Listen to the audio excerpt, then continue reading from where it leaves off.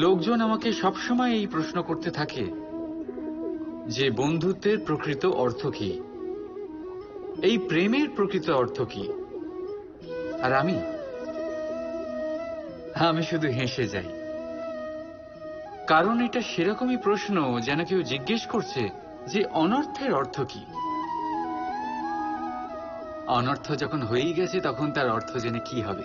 ঠিক সেইভাবেই সেই বন্ধুত্বের অর্থ কি, যাতে আপনার কোনো মতলব আছে। আর সেই প্রেমের অর্থ কি, যাতে আপনার কোনো স্বার্থ আছে। এই দুই ভাব এমনই যাতে আপনার কিছু চাওয়া উচিত নয়, শুধুই দেওয়া উচিত।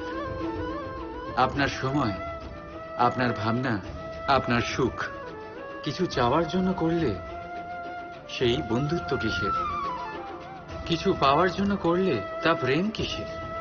এমনিতেও দেখতে গেলে যারা প্রেম করে তাদের কিছু পাওয়ার প্রয়োজন পড়ে না। আর যাদের কাছে আছে 2.5 অক্ষরের শব্দ প্রেম,